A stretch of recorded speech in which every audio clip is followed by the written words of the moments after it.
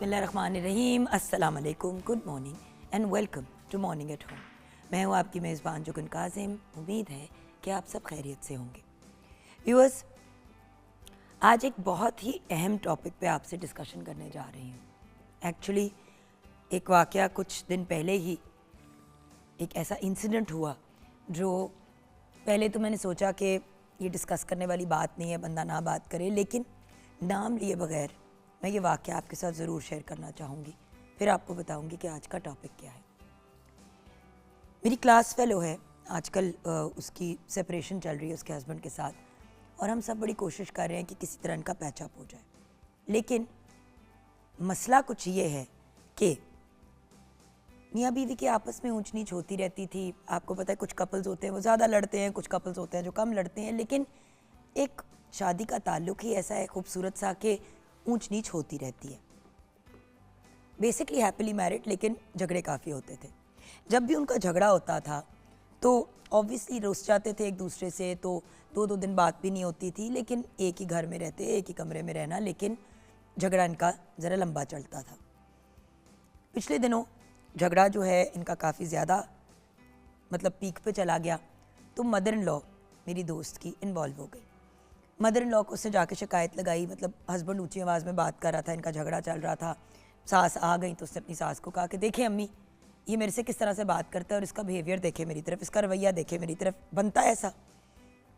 सास का जवाब, हाँ तो तुम हर वक्त जो इससे लड़ती हो। और फिर उन्होंने कोई 10 ऐसी बातें रिपीट कर दी जो सिर्फ मियाँ और बीवी के बीच की बातें थी। यानी कि उनकी लड़ाई हुई तो किसी लड़ाई में उससे घूम के कह दिया कि तुम्हारी माँ तो 24 घंटे मुझे काम कहती रहती है, मुझे 2 मिनट सांस लेने का मौका नहीं मिलता। मियाँ साहब ने वो भी बात रिपीट कर दी। उसने कहा कि तुम्हारी बहनें जो हैं, मेरी नंदे जो हैं, बिल्कुल मेरी कोई रिगार्ड नहीं करती। मैं उनके लिए इतने एफर्ट करती हूँ, उनके लिए महंगे महंगे तोहफे खरीदती हूँ, ये करती हूँ वो करती हूँ, मेरी बर्थडे पे वो फ़ोन तक करना ज़रूरी नहीं समझती। ये क्या एटीट्यूड है, ये क्या। अच्छा, उसने बहुत सी बातें कही हुई थी अपने शौहर को। शौहर साहब ने हर लड़ाई के दौरान शायद अपनी अम्मी को जाके एक एक बात रिपीट की। ऑब्वियसली वो भी भरी बैठी थी, तो जब उसने अपनी सास को अप्रोच किया तो सास ने वो सारी बातें रिपीट कर दी गुस्से में कि तुमने तो ये भी कहा था, तो तुमने तो वो भी कहा था, तो तुमने ये भी कहा था, तो मेरा बेचारा बेटा मासूम। अच्छा, बेटा साहब ने अपनी कोई बात नहीं बताई, सारी उसकी बता दी। वो मसला व्यूअर्स इतना बिगड़ गया कि बात सेपरेशन पे चली गई। 10 साल से उनकी शादी, कभी ऐसा नहीं हुआ कि सेपरेशन हुई हो। लाइक आई सेड, झगड़ा 2 दिन नहीं बात की, 3 दिन बात नहीं की, लेकिन एक ही घर में चीज़ें नॉर्मल हो जाती थी।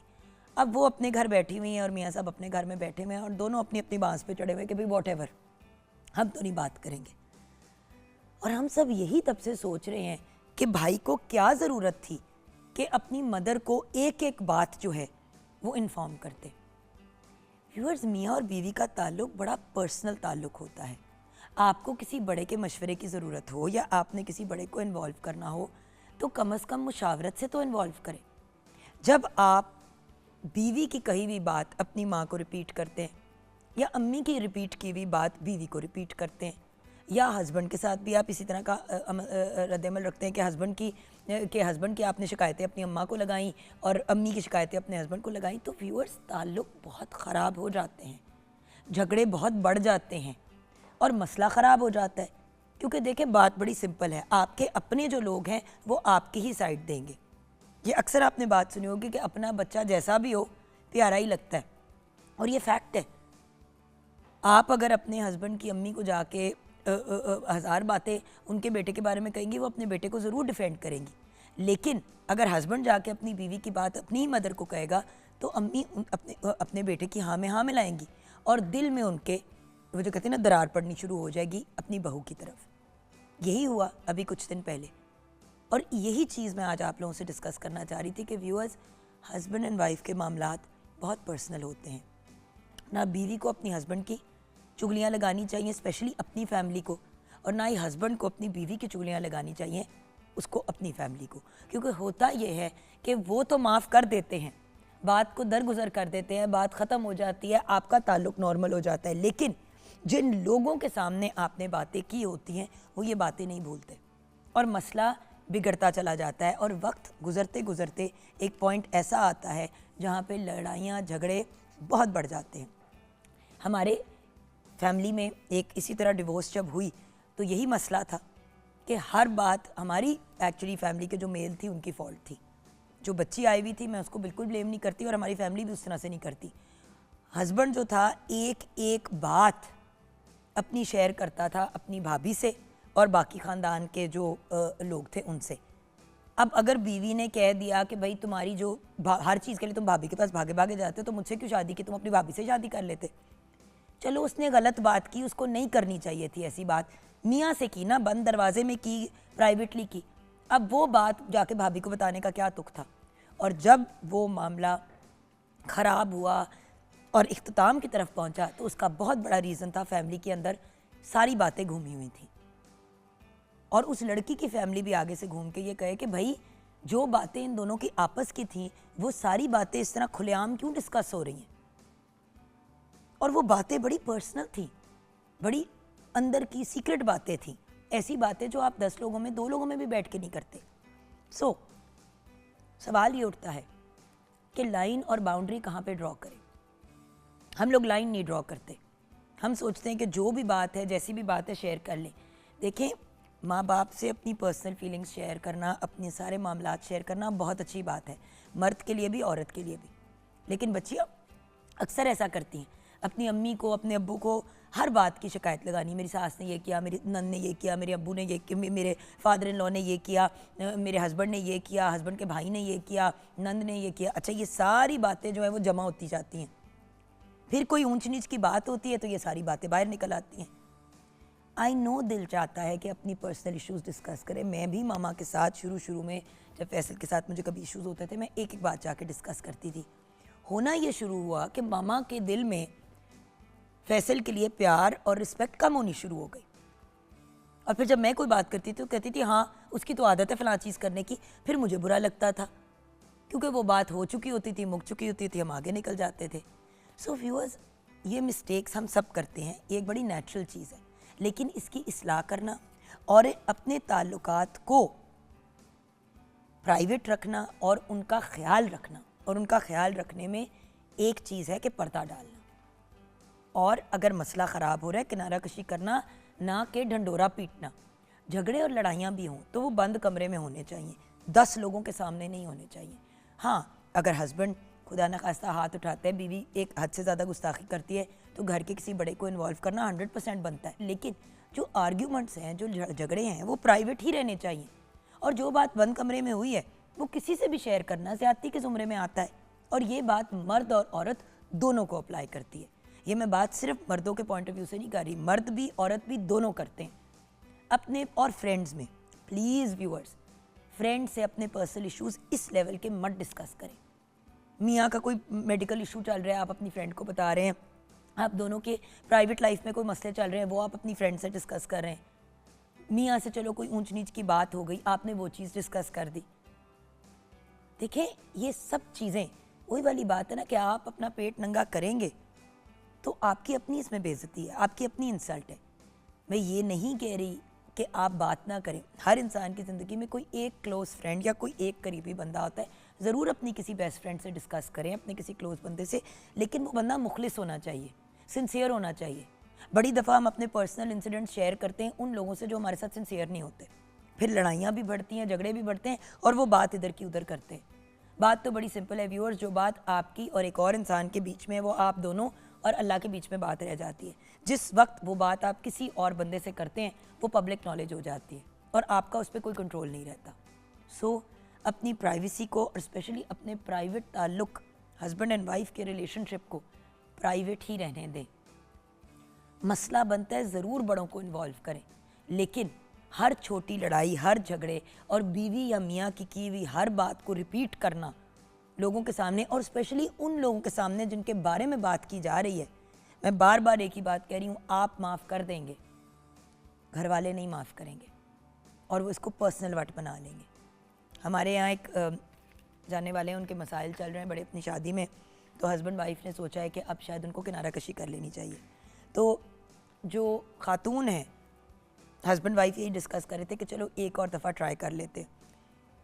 जो खातून थी उन्होंने अपनी मदर को जाके बताया कि भाई ये बात यहाँ पे पहुँच गई है और हम लोग अब जो हैं वो सोच रहे हैं कि थोड़ा सा इस चीज़ को हल की तरफ लेके जाए, तो हम टाइम एक दूसरे को देना चाहते हैं।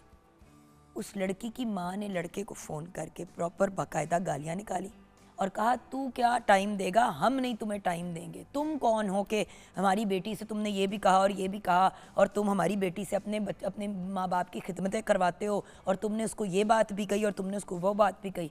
वो लड़का और लड़की जो इस मसले को हल करने की तरफ जाना चाह रहे थे, उन्होंने, लड़की ने खुला ले ली, बात ख़त्म हो गई। मतलब घर वालों ने इन्वॉल्व करके होके एक मसला, शायद वो बच जाता व्यूअर्स, शायद वो रिश्ता बच जाता, लेकिन लड़की की मदर ने इन्वॉल्व होके इतनी ज़्यादा, इतनी बातें कर दी और इतना कुछ कह दिया, और वो इतना बोल रही थी कि उस बंदे ने रिकॉर्ड कर ली। अच्छा, फिर उसने रिकॉर्ड करके अपने घर वालों को सुना दी। उसने जब अपने घर वालों को सुनाई तो वो भी नाराज़ हो गए, उन्होंने कहा ख़त्म करो भाई ये मामला, चौपट करो। तो व्यूअर्स, स्पेशली एक ऐसे मुल्क में जहाँ पे शादियाँ सिर्फ दो लोगों के बीच में नहीं, ख़ानदानों में होती हैं, ख़ानदानों को इन्वॉल्व करना अनलेस एब्सोल्युटली ज़रूरी है, ज़्यादती है। और उसके साथ साथ फ्रेंड्स, फैमिली फ्रेंड्स, उनसे भी उतनी बात शेयर करें जो अगर कल को रिपीट हो जाए तो आप हैंडल कर पाएँ। आइए किचन की तरफ बढ़ते हैं जहाँ पे शेफ़ नूर हमारा वेट कर रही हैं। जी, आज का जो टॉपिक है इसके बारे में आप क्या कहेंगी? इसके बारे में मैं ये कहूँगी कि आपने बड़ी अच्छी बातें की कि हस्बैंड वाइफ का एक अपना पर्सनल मैटर होता है। अगर आपकी कोई लड़ाई है, कोई झगड़ा है, तो आप जो है वो ख़ुद से सॉल्व करें। जितने लोगों को वो आप बताएंगे उतना ही ज़्यादा कॉम्प्लिकेटेड वो चीज़ होती जाएगी। वो बजाय कि आपका सॉल्व होने के, कि अगर आपकी नाराज़गी चल रही है तो सॉल्व होने के बजाय वो काम बिगड़ता जाएगा। और ये तो बिल्कुल कभी भी किसी से बातें नहीं करनी चाहिए। आप यकीन करेंगे, हम 7 अपने घर की बात बता रही हूँ, मेरे हस्बैंड लोग 7 भाई हैं और मैं सेकंड लास्ट हूँ। और आप यकीन करेंगे, हम सब मिलते हैं, ईदों पे आते हैं, इकट्ठे होते हैं, सब बाहर से आते हैं, लेकिन हमने आज तक अपने हस्बैंड की, किसी ने भी, कि मेरे हस्बैंड ने ये कर दिया, मेरे हस्बैंड ने ये कर दिया, हम मिलते हैं, गप्पें लगाते हैं, ख़ुद से इंजॉय करते हैं, लेकिन आज तक हमने अपनी पर्सनल बात नहीं की। आप दरगुजर कर देंगी चीज़ को, वो ख़त्म भी हो जाएगी, लेकिन अगलों के दिल में बट रह जाएगा। जी, और अगले के ऊपर है ना कि आपकी कही हुई बात वो अपने ब्रदर इन लॉ के बारे में बुरा सोचे या आपके बारे में बुरा सोचे, और वो बात फिर खुली हो गई ना। बिल्कुल। और आपको पता है, एक बात आपने एक फैमिली मेंबर को कही, वो यकीनन बाकी फैमिली मेंबर्स में भी शेयर होगी। इशू तो चलते हैं। बस आपने सही कहा कि आप एक अपनी फ्रेंड कोई है, तो मैं अपनी फ्रेंड से कभी डिस्कस कर लेती हूँ। वो मेरी एक ही फ्रेंड है, सादिया, जिससे मुझे पता है कि वो इतनी सिंसियर है और हमारी मतलब दोस्ती को भी इतना अरसा हो गया है, लेकिन मैंने कभी अपने घर वालों से भी अपने हस्बैंड की बात कभी भी शेयर नहीं की, कभी भी नहीं, नेवर एवर। देखें, अगर ज़रूरत हो, मसला हो, मैं बार बार कह रही हूँ, हाँ जी, तो ज़रूर करें। हस्बैंड या वाइफ बहुत बदतमीज़ी करते हैं, ज़बान बहुत गलत इस्तेमाल करते हैं, आपका आपस में मसला आपस में नहीं रिजॉल्व हो पाया, आप अपनी फैमिली को बुलाएं, वो अपनी फैमिली को बुलाएं, घर के पेरेंट्स जो हैं दोनों के बैठे और आपस में मिलके बात करो इंसानों की तरह, या कोई एक कॉमन फ्रेंड है आप दोनों का, उनको बिठा लें, वो आपके मसले को हल करा दें। लेकिन पीठ पीछे बात करो। देखिए, अगला बंदा अपनी स्टोरी नहीं सुना सकता, आप अपनी ही स्टोरी सुनाते हैं। बिल्कुल, अगर आप एक बात करेंगे ना, दूसरा बंदा 2 बातें अपने पास से करके लगाएगा। एग्जैक्टली। अच्छा, आज किचन में क्या बन रहा है? आज चिकन में जी बहुत मज़े का चिकन बन रहा है। चिकन बन रहा है। हाँ जी, आज बन रहा है जी निज़ामी दम चिकन ग्रेवी। ये कौन सा निज़ामी? ये थोड़ा मुगलियाई टाइप का। हाँ जी। इसकी मैं इंग्रेडिएंट्स बोल देती हूँ जी। मुर्ग का गोश्त हमें चाहिए 1.5 किलो, दही चाहिए हमें 2 कप, प्याज चाहिए हमें 4 अदद, हरी मिर्च चाहिए हमें 6 अदद, हरा धनिया चाहिए हमें 1 कप, लहसुन अदरक की पेस्ट हमें 4 खाने के चम्मच, काला ज़ीरा 2 चाय के चम्मच, धनिया पाउडर 2 चाय के चम्मच, कश्मीरी सुर्ख मिर्च 1 चाय का चम्मच, हल्दी पाउडर 1 चाय का चम्मच, काली मिर्च आधा चाय का चम्मच, नमक हस्बे जायका, गरम मसाला 1 चाय का चम्मच, लहसुन 2 खाने के चम्मच, दूध 1.5 कप, ज़ाफ़रान आधा चाय का चम्मच, काजू 1 कप, बादाम आधा कप, कोकोनट पाउडर 2 खाने के चम्मच, छोटी इलायची 6 अदद, लौंग 6 से 7 अदद, दालचीनी 2 टुकड़े, कोयला 1 अदद स्मोक के लिए, और हरा धनिया गार्निशिंग के लिए। अब करना क्या है? करना ये है कि हमने सारी चिकन में सारी चीज़ें डाल के, सारे स्पाइसेस, काजू को, बादाम को हमने ग्राइंड कर लेना है, और वो कोकोनट पाउडर को भी, और साथ बड़ी इलायची और छोटी इलायची और लौंग और दालचीनी, इसको ब्लेंड करके वो पेस्ट बन जाएगी हमारी। वो भी हमने चिकन में डाल देना है, सारे स्पाइसेस डाल देने हैं, दही डाल देना है, प्याज को फ्राई करके वो भी डाल देना है, और ज़ाफ़रान को थोड़े से दूध में, गर्म दूध में मिक्स करके, और ये कलर उसका आ जाएगा, वो भी हमने इसके बीच में डाल देना है, क्योंकि मैंने कहा मैं ज़रा दिखा दूँ। और सारी चीज़ें आपने डाल के इसको 2 से 3 घंटे के लिए मैरिनेट कर देना है, और अगर आप रात को ओवरनाइट कर देंगे तो वो सबसे बेस्ट है, और ताकि अंदर तक उसका मसाला जो है ना अंदर तक चले जाएगा, टेंडर हो जाएगा। उसके बाद आप इसकी स्मोक करें कोयले की, और उसके बाद आप कढ़ाई में ऑयल डालें, 2 चम्मच देसी घी डालें, 2 चम्मच आपने डालना है मक्खन, और आप इसको रख दें हल्की आंच पे पकने के लिए। जब चिकन गल जाएगा, मसाला ऑयल छोड़ने लगेगा, तो आप डिश आउट करें और ऊपर गार्निशिंग कर दें धनिए की और पुदीने की। आई मीन व्यूअर्स, इससे ज़्यादा आसान रेसिपी आपको नहीं दी जा सकती थी कि सारा कुछ आप डालें, मैरिनेट कर दें, एक रात पहले आप मैरिनेट कर दें, नेक्स्ट डे आपने जिस टाइम पे भी लंच सर्व करना है या डिनर सर्व करना है, लिटरली आधा घंटा पहले आप कुकिंग की प्रोसेस शुरू करें, आधे घंटे में ये बिल्कुल रेडी हो जाएगा जी। जितनी देर में आप चावल बॉईल करेंगे या रोटियां तैयार करेंगे, उतनी देर में पराठे के साथ, रोगनी नान के साथ और चावल के साथ, मतलब ये एक आपकी ऐसी डिश है। और साथ हम एक सैलेड बनाएंगे, जो हमें उसके लिए हमें चाहिए जी ये पर्पल वाली कैबेज, 1 कप अनार, और 1 हाफ कप चॉप्ड अनियन, और बहुत सारा धनिया, और इसको हम एक बाउल में डाल देंगे। और इसकी जो है उसके लिए ड्रेसिंग के लिए हमें चाहिए आधा cup orange juice, 2 tablespoon lemon juice, 2 tablespoon vinegar, और 1 चम्मच शहद और नमक। उसको हम मिक्स करके और इस सैलेड में डाल के और उसको हम सर्व कर देंगे। अब देखिए ना, जितनी देर में आपकी डिश को कोरी है, सैलेड बना लिया, चावल उबाल लिए, टेबल पे आपने प्लेटें लगाई, तब तक आपका सालन तैयार आपने, और साथ रायता आपने सर्व कर दिया, and you are good to go. So बात ये कि व्यूअर्स, आजकल क्विक का ज़माना है, अब तो पूरे एपिसोड्स भी कोई नहीं देखता, किसी भी चीज़ के रील्स पे दुनिया चली गई है 1-1 मिनट की। तो ये क्विक रेसिपीज़ जो हैं आपके लिए यूज़फुल भी रहेंगी और लजीज भी जी। ब्रेक की तरफ जाएंगे, ब्रेक के बाद जब वापस आएंगे तो आज कुछ देसी चीज़ों के बारे में हमें बताएंगी ज़ैनब गोंदल। आप हमारे साथ रहिएगा।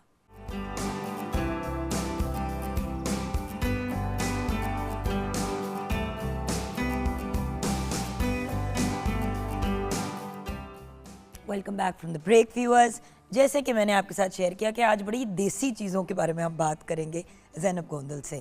अब ये चीज़ें हैं क्या, देखी तो हुई हैं, कुछ चखी भी हुई हैं। आज का हमारा टॉपिक है शकरकंदी, सिंघाड़ा और अमलोक। की है ये तो हमें समझाएंगी ज़ैनब गोंदल, जो न्यूट्रिशनिस्ट है, डाइटिशियन है, फूड टेक्नोलॉजिस्ट। अस्सलाम वालेकुम। वालेकुम अस्सलाम। ये क्या आज सिलेक्शन की है आपने चीज़ों की? इन चीज़ों की सिलेक्शन जो है ना वो बड़ी इंपॉर्टेंट है, क्योंकि जो चीज़ें हमारी सेहत के लिए इंपॉर्टेंट हैं, हमारी गट हेल्थ के लिए इंपॉर्टेंट है, हमारी न्यूट्रिशन के पॉइंट ऑफ व्यू से बहुत इंपॉर्टेंट है, और हम उनको निगलेक्ट करके बहुत फैंसी डाइट्स की तरफ जाते हैं, मिलता हमें उधर भी कुछ नहीं है। इसलिए इट्स बेटर कि आप अपनी बजट फ्रेंडली और उन चीज़ों पे आएँ जो कि रिच हों न्यूट्रिएंट्स में, एंटीऑक्सीडेंट्स में, आपको एक हेल्दी और नरिश लाइफ प्रोवाइड करने में यूज़फुल हों। और बात यह है कि जो लोकल हों। यस, हम लोग आजकल ना बड़ा लोगों को जोश चढ़ा हुआ है ब्लूबेरीज खाने का, ब्लैकबेरीज, रास्पबेरीज। अच्छा मिल तो जाती हैं, स्ट्रॉबेरी यहाँ पे नॉर्मल प्राइस पे ज़रा फिर भी मिल जाती है, लेकिन ब्लूबेरी, ब्लैकबेरी, रास्पबेरी ये बड़ी मुश्किल से आपको मिलती हैं और बड़ी महंगी मिलती हैं। यस, ऐसे ही है। सो द फैक्ट इज इतने महंगे ऑप्शंस की तरफ जो हम जाते हैं, एवोकाडो अब कुछ हद तक पाकिस्तान में उग रहा है, लेकिन generally it is a expensive thing. So चीज़ वो यूज़ करें जो आपको लोकली मिले और आपको वही बेनिफिट्स दे। एवोकाडो पे तो आपको मज़े की बात बताऊँ, आज से कुछ 4-5 साल पहले मैंने सोचा कि अब मैंने इसको ना खाना है जो भी हो। मैं गई तो आई गॉट टू नो कि वो 1 kg आई गेस 6 या 7,000 पे था, और 2 से 3 जो थे वो तकरीबन 2,000 के मुझे 2 नहीं जानी, 1,000 का मिलता है आजकल, 1,500 का हुआ है एक। हाँ, 1100-1500 का एक। तो उस टाइम पे वो एवोकाडो, हाँ, उतने में पूरी हांडी पक जाती है घर में। एग्जैक्टली। तो उससे बेहतर नहीं है जो चीज़ सस्ती, पॉकेट फ्रेंडली और घर पे। देखिए आप अफोर्ड करते हैं, एवोकाडो हफ्ते में 1 दफ़ा या 2 दफ़ा खा लें, बड़ी अच्छी चीज़ है, मुझे खुद बड़ी पसंद है। आधा एवोकाडो इज़ गुड इनफ। बिल्कुल, उसके न्यूट्रिएंट्स और वो सारे इंपॉर्टेंट हैं हमारे लिए, लेकिन अगर आप अफोर्ड करते हैं तो आप ज़रूर लें। बट अगेन चलो शकरकंदी की बात करते हैं। शकरकंदी है क्या? इसको स्वीट पोटैटो बुलाएंगे हम? बिल्कुल, स्वीट पोटैटोज़ हम इसको कह सकते हैं। अक्सर लोग इसको जो है वो पोटैटो की रिप्लेसमेंट में भी इस्तेमाल करते हैं, बच्चों के लिए ऑफ कोर्स फ्राइज़ वगैरह में या कुकिंग प्रोसेसेस में भी यूज़ कर रहे होते हैं। बहुत सारे पेशेंट्स जो हैं हमारे या लोगों में मैं देखती हूँ वो इसको वेट लॉस के लिए भी इस्तेमाल करते हैं, which is a good thing. लेकिन उसको समझना इसलिए भी ज़रूरी है कि इसमें होता क्या है। इसके अंदर कार्ब्स की एक अच्छी अमाउंट जो है वो मौजूद होती है। उसके अलावा इसमें फ़ाइबर कंटेंट जो है, जो डाइटरी फाइबर्स जिसको हम कहते हैं कि हमारी गट हेल्थ के लिए वो बहुत अच्छे होते हैं, वो मौजूद होते हैं। उसके अलावा इसमें vitamin A, vitamin B, vitamin C और विटामिन के की बहुत अच्छी अमाउंट जो होती है वो मौजूद होती है। उसके साथ पोटेशियम, जिंक, आयरन इसके अंदर एक अच्छी अमाउंट में मौजूद होता है और उसको हम एब्जॉर्ब कर सकते हैं। खा के किस तरह से खाना है ये बड़ा इंपॉर्टेंट है, क्योंकि शकरकंदी हम लोग मोस्टली किस तरह से खा रहे होते हैं, या तो मार्केट से जैसे वो मिल रही होती है बॉइल्ड या बेक्ड, वो खा रहे होते हैं, that is perfectly all right. अक्सर लोग इसका सालन भी पका कर खाते हैं, जैसे आलू डाल रहे होते हैं उसी तरह से इसको भी खाते हैं। लेकिन स्वीट पोटैटो की एक चीज़ समझना बहुत इंपॉर्टेंट है कि this is a starchy food जिसमें स्टार्च बहुत ज़्यादा होती है। तो जो लोग अपने आप को for a longer time fulfil रखना चाहते हैं वही खाएं, लेकिन एक टाइम पे 100 ग्राम से ऊपर जो है शकरकंदी का इस्तेमाल हम नहीं करेंगे, क्योंकि जिन लोगों को डायबिटीज़ होती है, जिन पर लोगों देखो ना, मार्केट में जब आप लेते हैं रोड साइड से भी शकरकंदी, तो वो इतनी सी एक पेपर के ऊपर आपको थोड़ी सी डाल के देते हैं, उतनी काफ़ी है। एग्जैक्टली इतना सा जो पोर्शन आपको शकरकंदी का मिलता है। लेकिन अगेन व्यूअर्स, अखबार पे नहीं, हाँ क्योंकि उस पे जो स्याही है वो जहर है। बिल्कुल दूसरी बात, गंदी चीज़ों में नहीं। अगर आपने शकरकंदी खानी है अपने, मैं हमेशा एक चीज़ करती हूँ कि मैंने गाड़ी में ना एक साफ़ कंटेनर रखा हुआ होता है, एक बड़ा एक छोटा। कभी कभी होता है कि दिल चाह रहा होता है चाट खाने का या वटेवर, तो मैं कंटेनर साथ भेज देती हूँ कि कम से कम चीज़ साफ में डले। उतनी सफाई तो हो कि उसके अंदर चीज़ें जो मतलब कंटेनर तो साफ़ हो जिसमें आप खाएं। एग्जैक्टली बिल्कुल। तो वो टूथपिक आपको दे देते हैं खाने के लिए, वो टूथपिक भी अक्सर गंदे होते हैं। बिल्कुल। सो आप अपने पास साथ अगर फोक रख लेते हैं और कोई कंटेनर रख लेते हैं, उस कंटेनर में डलवा लें और फिर बेहतरीन है। इन चीज़ों का आपको खाने का एटलीस्ट फ़ायदा तो हो जो आप खा रहे हो, क्योंकि आपने अगर अपनी स्किन को अच्छा करना है तो आपके लिए vitamin A and vitamin C is very important. क्योंकि देखो वहीं पे खड़े खड़े वो आपको छील देते हैं शकरकंदी, उसको कट कर देते हैं, उसके ऊपर नींबू डाल देते हैं और थोड़ा चाट मसाला डाल के आपको पकड़ा देते हैं। बिल्कुल। सो द फैक्ट इज उसमें कोई इतनी ज़्यादा मैकेनिकी नहीं होती। बिल्कुल। हाँ, छुरी का होता है कि छुरी साफ हो। चलें, अगर आपको नर्वस हो रहे हैं तो आप उन्हें कह जी अपनी छुरी 1 सेकंड दे दें, पानी से वॉश करके उसको नीट करके उनको दे दिया। बिल्कुल हाँ, मतलब ये छोटे छोटे। ऐसे तो पूरी की पूरी शकरकंदी उनसे ले लेंगे जी, हम काट खुद लेंगे Exactly. और साथ में मसाला जात दे अच्छा, दें। वैसे मैं इस प्रैक्टिस को ज़्यादा फॉलो करती हूँ कि हम उनसे पूरी शकरकंदी ले लें और घर आकर उसको कट करके खाएं, लेकिन अक्सर लोगों का शौक ही ये होता है कि हमने उसको रोड साइड और उस तरह से खाना है। क्योंकि तो देखो preventive वही measures। चीज़ जो आपकी सेहत के लिए अच्छी है, जब आप उसको गलत तरीके से मॉडिफाई करते हैं तो आपकी सेहत के लिए नुकसान। पाकिस्तान में हेपेटाइटिस की रेशो जो है वो बढ़नी ही इस वजह से, टाइफॉइड, आपके डायरिया का जो कंटेंट है वो बढ़ना ही इन चीज़ों की वजह से शुरू हुआ। कि मैं बहुत सारे लोगों में देखती हूँ कि वो जाके रॉ इसलिए पी रहे होते हैं क्योंकि उनको जो है वो काला यरकान जिसको हम कहते हैं, ये यरकान में वो लोग जा रहे होते हैं, उस वजह से पीते हैं। और वही बात है, आप उन्हीं ग्लासेस में ले रहे हो, एक पेशेंट आपको नहीं पता आपसे पहले पी के गया और आप जाके उसको फ्रेश को कंज्यूम करो और आप भी उसी का शिकार हो जाओ। तो ये छोटे छोटे प्रिवेंटिव मेजर्स अगर हम लेना शुरू कर दें, जैसे आपने कहा कि कंटेनर गाड़ी में या डिस्पोजेबल ग्लासेस उनके पास होते हैं, अलग से चार्ज करते हैं, आप उसका करके पियो, एटलीस्ट आपको कोई फ़ायदा तो हो। कोई चीज़ आप ले रहे हो तो उल्टा आप नुकसान लेकर अपने घर ना आ जाओ। कोई भी फॉक है, कहीं पे भी आप जाएं, किसी भी, मैं तो अक्सर बात करती हूँ, फाइन डाइनिंग पे भी आप जा रहे हो, वहाँ पे भी टिश्यूज़ भी पड़े हुए होते हैं, अपनी प्लेट को, फॉक को आप अच्छी तरह उससे खुद साफ़ कर लो। अच्छा, जब मैं छोटी होती थी ना तो बहुत इस किस्म की चीज़ें अवेलेबल होती थी और आए दिन हम लोग बीमार पड़े हुए होते थे। क्यों? वो चने मिलते थे काले, जिनके अंदर कुछ वो एक नींबू और पता नहीं इमली और पता नहीं किस चीज़ का पानी होता था, उसमें मिर्च मसाले बड़े डले हुए होते थे, प्याज भी कटा होता था, हरी मिर्ची भी कटी होती थी, टमाटर सब नहीं खाया होगा हमारी। वो थैले अब आप देखते हैं अब अवेलेबल नहीं होते हैं, इतना बड़े कम हो गए। नॉट बिकॉज वो मज़े के नहीं थे, बट बिकॉज लोग इतने बीमार हो रहे थे। हाइजीनिक नहीं है, क्योंकि देखे ना उसके अंदर पानी भी गंदा डाल रहा होता था, फिर वो जो थैले होते थे वो भी गंदे होते थे, वो प्लास्टिक कितने से थैलों में डाल देते थे और साथ में आपको चम्मच दे देते थे या उसी तरह थैला दे देते थे, आप ऐसे ऐसे करके खाते थे। तो वो सारी चीज़ें बड़ी डर्टी होती थी। अब कहने को काले चने आपकी सेहत के लिए कितने अच्छे हैं। बिल्कुल ऐसे ही है।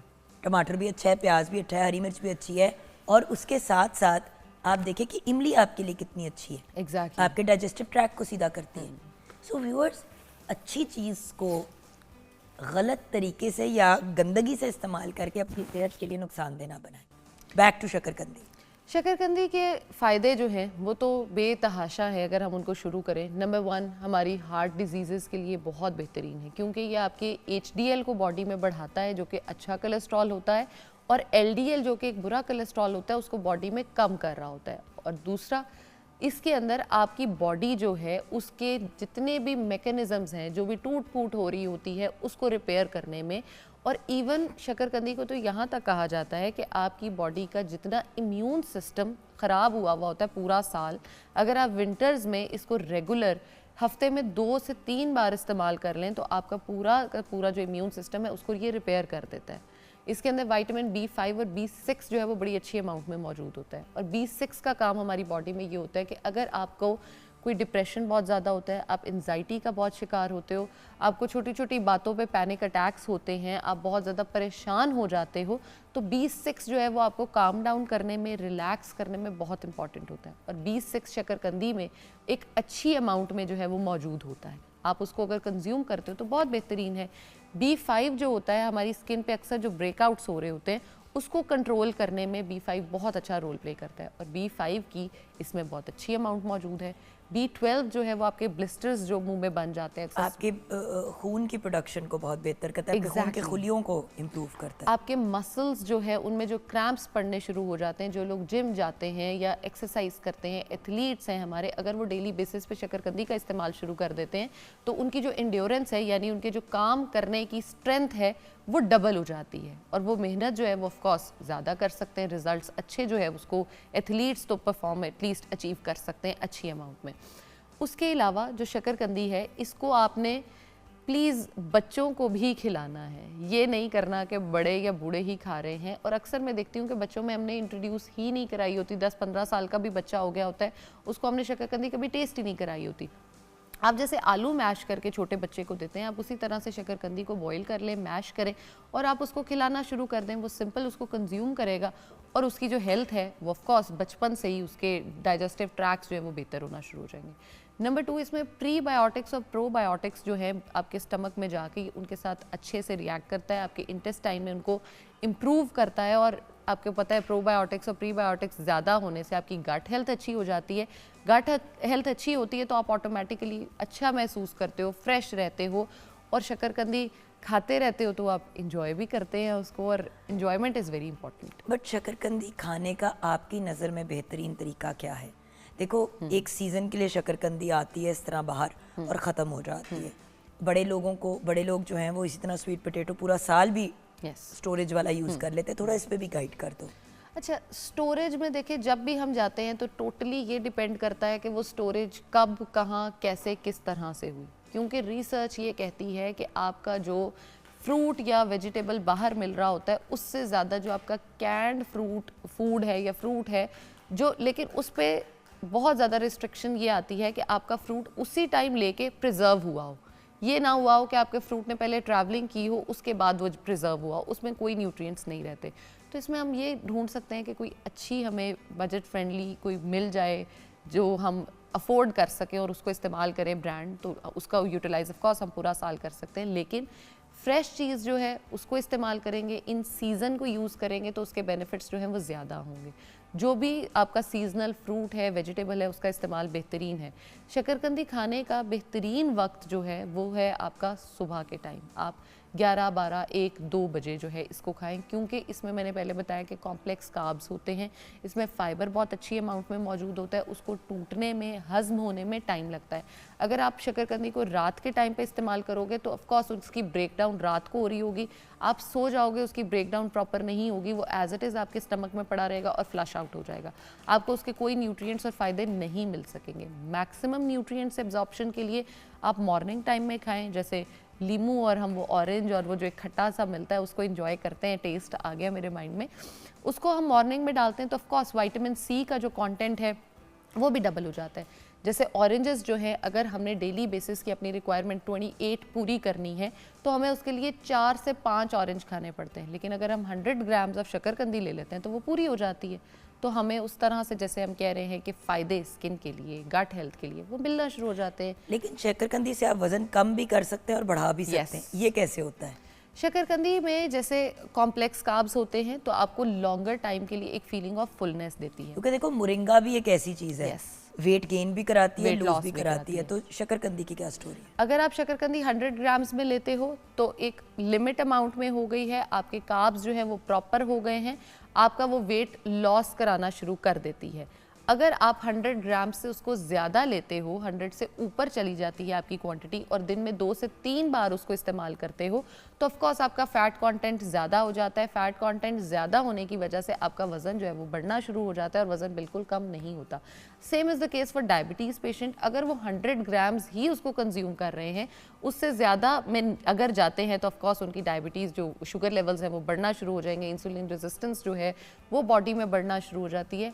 बिसाइड द फैक्ट, जिन लोगों को डायबिटीज़ है और वो 100 ग्राम्स या 100 ग्राम से कम इस्तेमाल करते हैं तो ये उनके लिए बहुत मुफीद हो जाता है। जो दिल के अमराज का शिकार है लोग, जिनको इंजाइना पेन बहुत ज़्यादा, अक्सर लोगों में मैंने ये देखा है कि इंजाइना पेन जो है वो ट्रिगर होती ही रहती है विंटर्स में। हाँ। वो इसलिए भी क्योंकि पानी का इस्तेमाल कम, कुछ स्ट्रेस अगर आप ले लेते हो, कुछ डिप्रेसिंग माहौल है अगर, तो अगर आप उसको डेली इस्तेमाल करते हो तो आपकी इंजाइना पेन को भी बहुत अच्छे से आप कंट्रोल कर सकते हो। ये तो हो गई शकरकंदी। I thought it was a bigger topic, तो हम इसको एक अलग सेगमेंट देंगे। ब्रेक के बाद जब वापस आएंगे तो सिंघाड़ा और अमलोक। अच्छा, हर बंदा सिंघाड़ा नहीं पसंद करता और अमलोक तो बड़ा ही रेयरली कोई खाता है। ऐसे ही है। ये हैं क्या चीज़ें और इनके बेनिफिट्स क्या हैं, ये हम जानेंगे ब्रेक के बाद।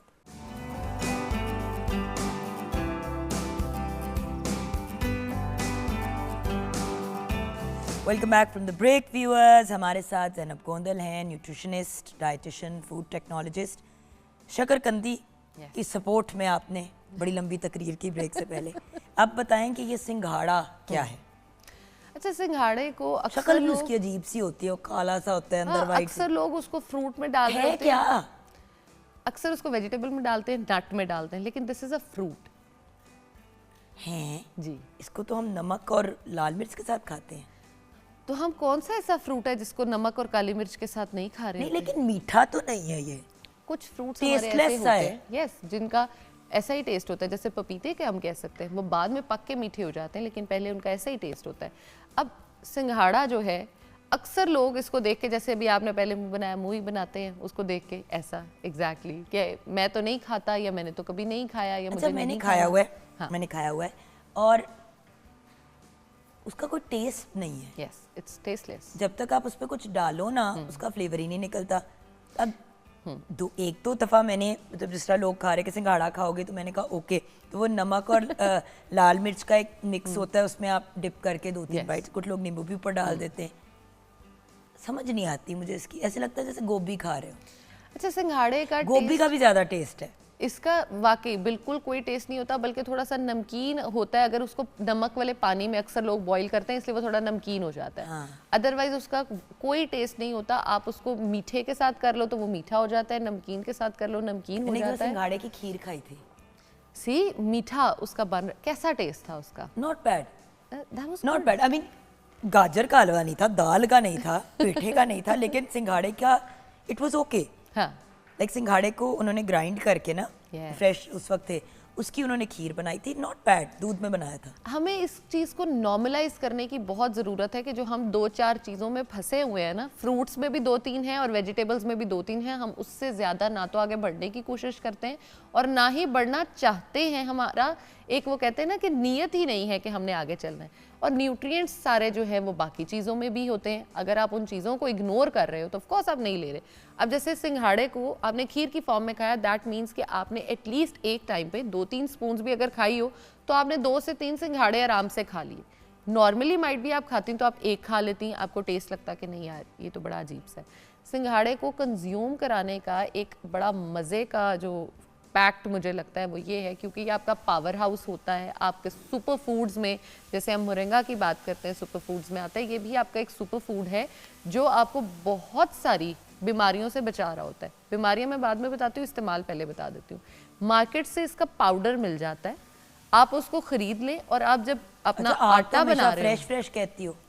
इसको इसलिए कह रही हूँ क्योंकि आटा जब बना रहे हो उसके अंदर ही इसको डो कर दो, घर पे किसी को पता ही नहीं चले कि आप जो है वो खा रहे हो सिंघाड़े।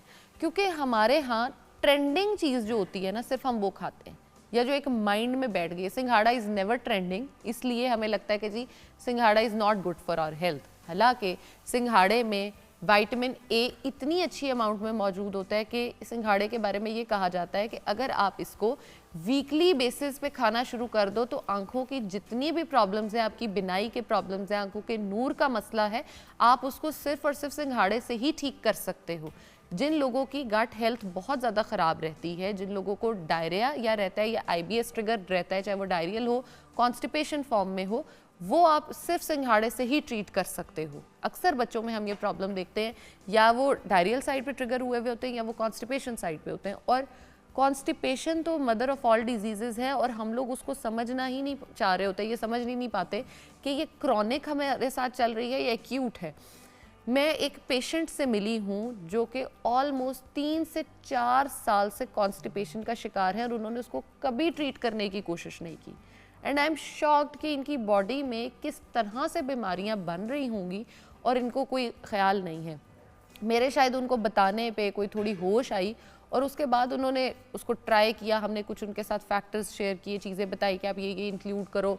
ऑफ कोर्स जब इतने टाइम से होती है तो आपको साथ मेडिकेशन भी करनी पड़ती है, मेडिकेशन भी, कुछ सुपर फूड्स भी हमने इंक्लूड कराए। 2 मंथ्स के बाद वो मुझे मिली और उन्होंने मुझे कहा कि दुआएं मुझे दें और मुझे कहें कि आपने तो मेरी ज़िंदगी इस तरह से बदल दी है कि I feel so light, so energetic, और मुझे लगता है कि मैं इतना सुकून में ज़िंदगी में कभी भी नहीं थी। Of course when you are not bloated, you are not constipated, you are so easy and relaxed, और आपका सिंघाड़ा जो है वो आपको इतनी हेल्प आउट कर दे कि आपकी आंखें भी ठीक कर रहा है, आपकी गट हेल्थ भी अच्छी कर रहा है, आपकी डायबिटीज़ को, जो लोग प्री डायबिटीज़ में होते हैं, अगर वो लाइफस्टाइल चेंज के साथ सिंघाड़े को अडेप्ट करते हैं, मैंने प्री डायबिटीज़ का डायबिटीज़ नहीं कहा, प्री डायबिटीज़ को आप रिवर्स कर सकते हो बहुत ईजीली। आपके ब्लड प्रेशर के इश्यूज़ अगर बहुत ज़्यादा ट्रिगर्ड रहते हैं, स्पेशली विंटर्स में हम देखते हैं कि 130/90 बहुत सारे लोगों का नॉर्मल हो जाता है, जबकि 120/80 नॉर्मल है। जब 130/90 आपने नॉर्मल कर दिया है तो उसका मतलब ये है कि आप ऑलवेज एट रिस्क हो कि आपका BP हाई है, आपके फालिज होने के चांसेस बहुत ज़्यादा है, स्ट्रोक के चांसेस बहुत ज़्यादा हो जाते हैं। सर्दी में आप निकलते हो, BP ऑलरेडी हाई है, आपका जो एक टोटल ऑपोजिट फेजेस हैं दोनों, वो मीट अप करते हैं, तो ये आपके प्रॉब्लम फैक्टर्स में से प्रॉब्लम शुरू हो जाती है ट्रिगर होना। तो आप उसको क्यों ना अच्छे तरीके से ट्रीट कर लो। आप सिंघाड़ा खाना शुरू कर देते हो, सिर्फ वीक में 2 से 3 बार, 2-3 सिंघाड़े आपने एक दिन, 2-3 एक दिन, 3 बार आपने खाए, आपके BP के लेवल्स जो हैं वो पोटेशियम ऊपर जाता है, सोडियम नीचे आ जाता है। इसमें मैग्नीशियम बहुत अच्छी अमाउंट में मौजूद यानी होता कि है, आपकी नींद में भी हेल्प करता है। नींद में बहुत अच्छी हेल्प करता है। अक्सर लोगों में जो बालों का ग्रे, सिंघाड़ा कमर के दर्द के लिए बहुत अच्छा है। जब सर्दियाँ होती हैं तो मैं सिंघाड़े बहुत खाती हूँ, मैं नमक मिर्च कुछ नहीं लगाती, बस उसको छीला और कंज्यूम कर लिया, और बहुत अच्छा है कमर के दर्द के लिए ख़ास तौर पे। ये मैंने खुद से आजमाया हुआ है। सही, क्योंकि ये ऑस्टियोपोरोसिस और ऑस्टियोआर्थराइटिस में हेल्प करता है। और उसमें मैं इनकी बात को इस तरह से इम्पैक्ट करना चाहूँगी कि सिंघाड़ा जो है वो आपका जितना भी कैल्शियम पूरी बॉडी में फैला हुआ होता है उसको इकट्ठा करता है और आपकी बोन पे डिपॉजिट कर देता है। अब ऑस्टियोपोरोसिस है ही ये है कि आपकी हड्डियाँ भुर रही होती हैं। जब आपका हड्डियों का कैल्शियम, भुरभुरापन, एग्जैक्टली कैल्शियम आपकी हड्डियों पे डिपॉजिट हो गया, विटामिन D आप साथ ऑफ कोर्स हम रिकमेंड करते हैं कि कंज्यूम कर रहे हो, तो हड्डियाँ मजबूत होने के साथ साथ घुटने ठीक हो जाएंगे। अक्सर लोगों को जिनको टखनों में इशू आ रहा होता है, वो छोटे जॉइंट्स की पेन जिसको हम आर्थराइटिस बोलते हैं, अक्सर लोगों में मैंने देखा है कि उंगलियां जो हैं वो डी शेप्ड हो जाती हैं। ये भी उसका रीज़न होता है, बहुत पेनफुल होता है आर्थराइटिस। और आपकी जो कमर की दर्द ये कह रही हैं, लेकिन मैं कमर की हड्डी को टारगेट करना चाहूँगी। आपकी जो बोन है उसके बोन मैरो को कॉम्पैक्ट रखने में L4 L5 की जिन लोगों को बहुत ज़्यादा प्रॉब्लम होती है, ये आपके मसल्स होते हैं और स्पाइनल कॉर्ड जो होती है वो उनके साथ कनेक्टेड होती है डायरेक्टली, इस तरह से उसके वो निकले हुए होते हैं पार्टिकल्स, तो वो ट्रिगर पेन बहुत शदीद होती है जिसको हम शैटिका भी बोलते हैं। अच्छा, ये तो हो गया सिंघाड़ा। अब अमलोक क्या है? छोटा सा बेर सा होता है। हाँ, इसको भी हम फ्रूट की कैटेगरी में ही डालते हैं। जो आपका अमलोक होता है ये ब्लैक कलर की फॉर्म में होता है। अक्सर लोग इसको जो है ना वो ब्लैकबेरीज़ के साथ भी कंफ्यूज करते हैं। ब्लैकबेरीज़ बिल्कुल डिफरेंट होती हैं, अमलोक आपका बिल्कुल डिफरेंट होता है। अमलोक की सबसे एक जो चीज़ मैं पॉइंट आउट करना चाहूँगी और लोगों को पता शायद नहीं है, जिन लोगों को फाइब्रॉइड्स होते हैं, जिन लोगों को सिस्ट का प्रॉब्लम होता है, चाहे वो आपके यूट्रस में हो, यूट्रस के बाहर हो, which is very painful for womens, और पूरा एक बहुत पेनफुल प्रोसीजर होता है, चाहे वो आपके पीएमएस में ट्रिगर हो रहा हो, चाहे वो आपके मेंस्ट्रुअल साइकिल में हो रहा हो, चाहे वो आपकी प्रेगनेंसीज में हो रहा हो, बहुत पेनफुल होता है। और अक्सर लोगों को इसको ट्रीट कराना पड़ता है, प्रॉपर इसकी सर्जरीज होती हैं।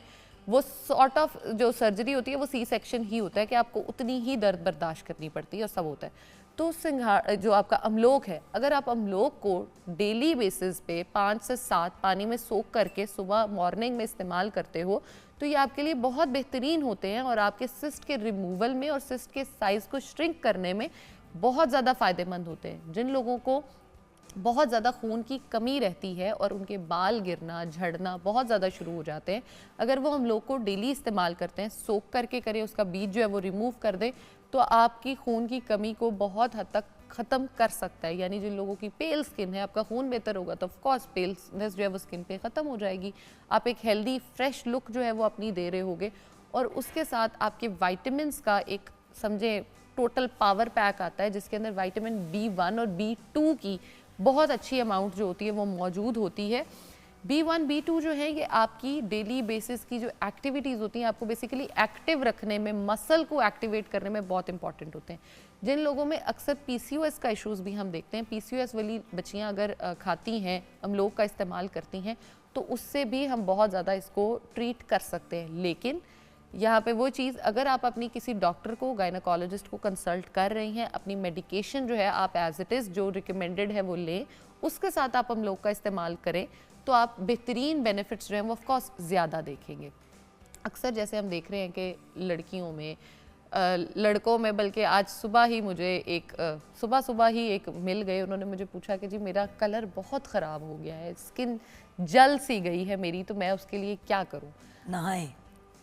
अच्छा, that is a very good option, वो ज़रूरी है, प्लीज़ ये ज़रूर करें, लेकिन उसके साथ अपनी डाइट में न्यूट्रिएंट रिच डाइट और डेंस डाइट का होना बहुत ज़रूरी है। अच्छा, मैं एक एग्जांपल देती हूँ व्यूअर्स आपको।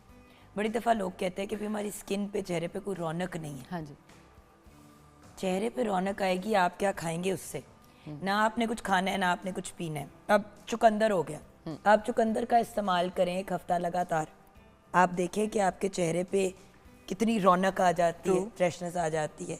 हम पैकेज फूड पे जाते हैं, हर चीज़ डब्बे की है, हर चीज़ पाउडर्ड है, हर चीज़ बॉटल्ड है, ना कोई फ्रेश चीज़ खाते हैं ना उसे कंज्यूम करते हैं, तो चेहरे पे फ्रेशनेस कहाँ से आएगी?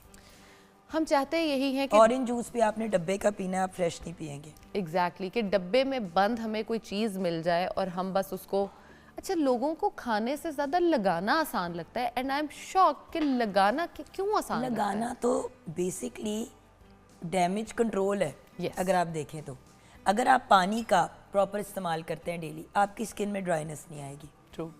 अगर आप पानी ज़्यादा पियेंगे ड्राइनेस नहीं आएगी, यानी कि आपको मॉइस्चराइज 1 दफ़ा दिन में करना होगा, दिन में 4 दफ़ा नहीं।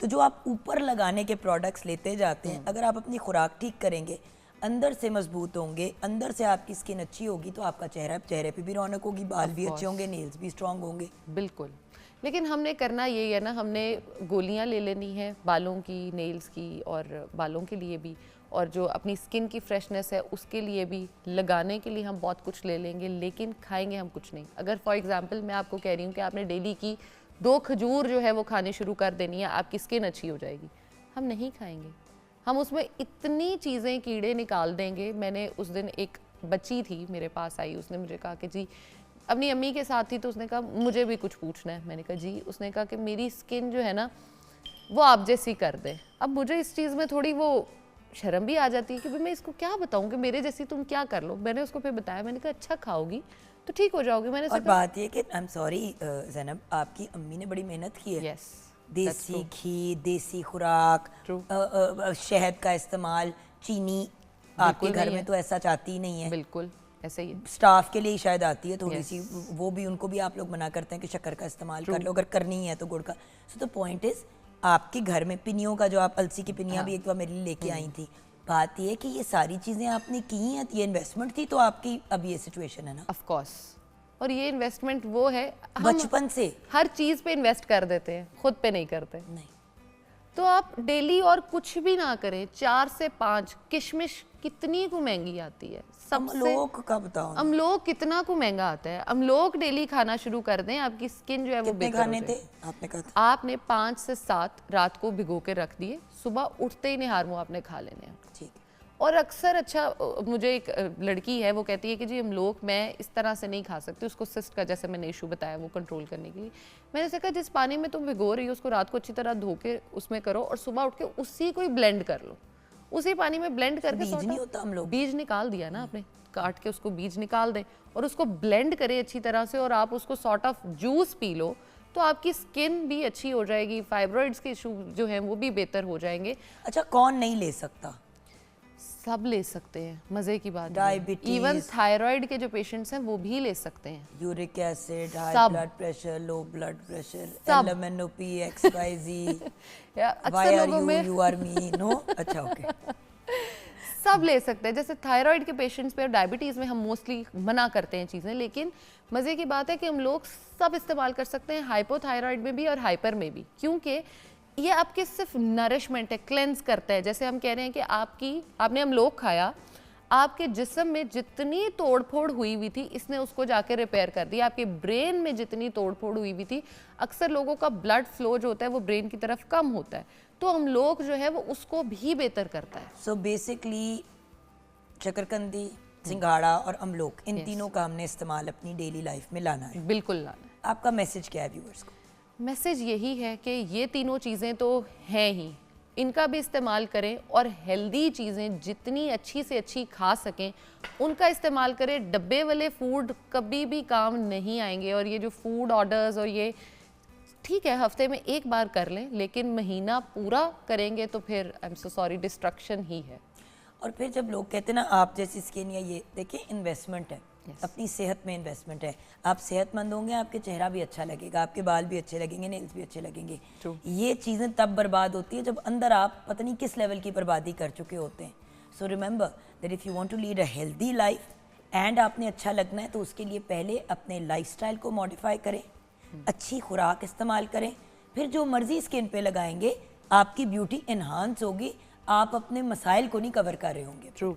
Thank you so much Zainab. यहाँ पे हम ब्रेक की तरफ जाएंगे। व्यूअर्स आप हमारे साथ रहिएगा।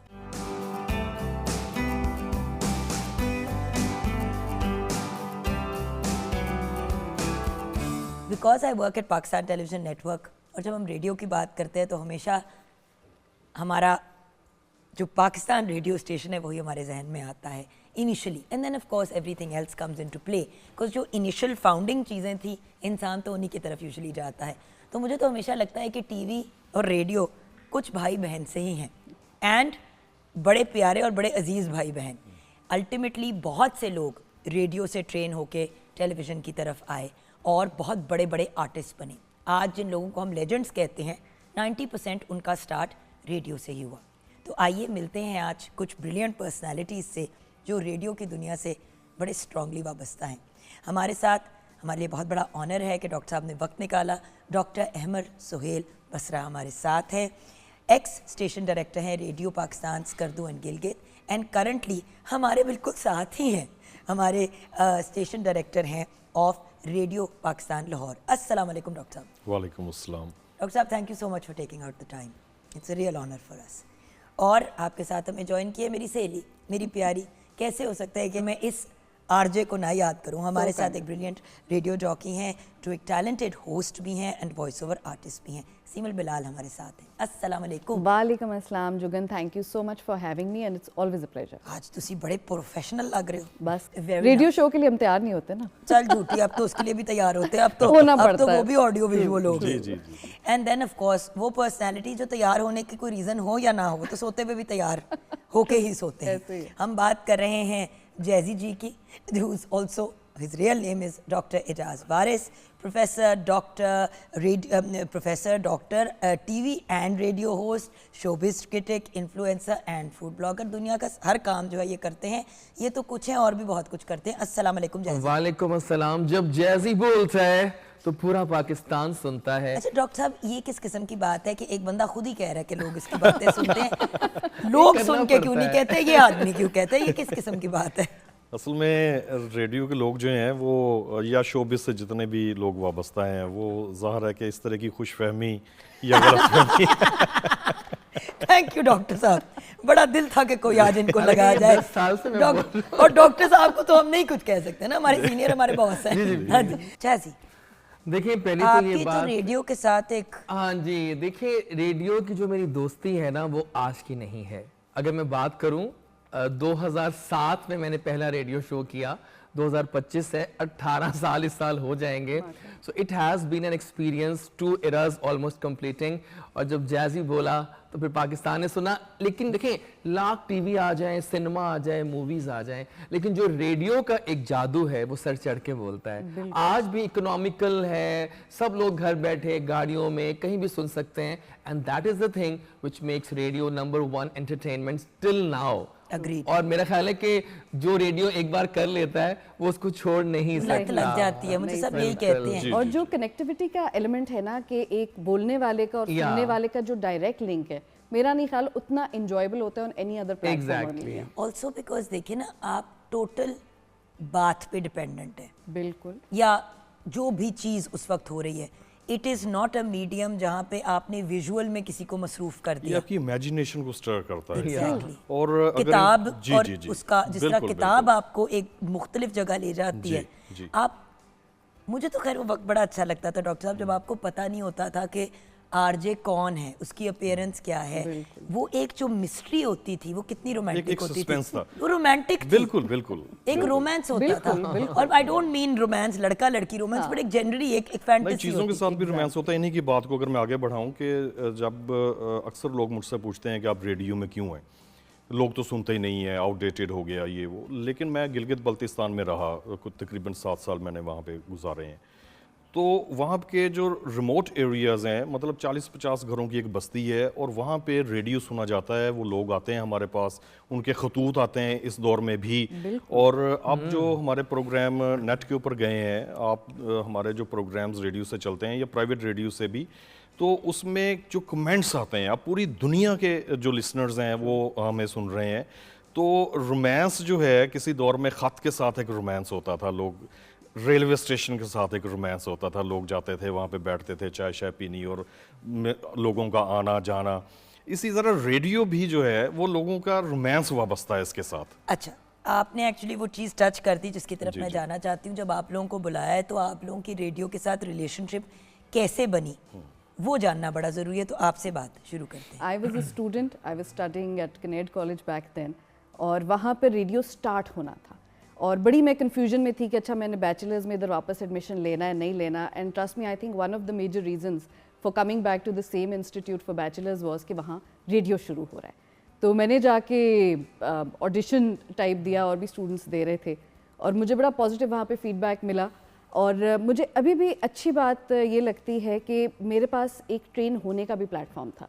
I think that is a bit missing right now. अभी अगर हम कमर्शियल रेडियो की खास तौर पे बात करें तो मैंने स्टार्ट क्योंकि एजुकेशनल रेडियो से किया, वहाँ डांटे भी खाई, फीडबैक भी बड़ा सीरियस मिला, एक बड़ी थरो ट्रेनिंग हुई, and then I move to commercial radio.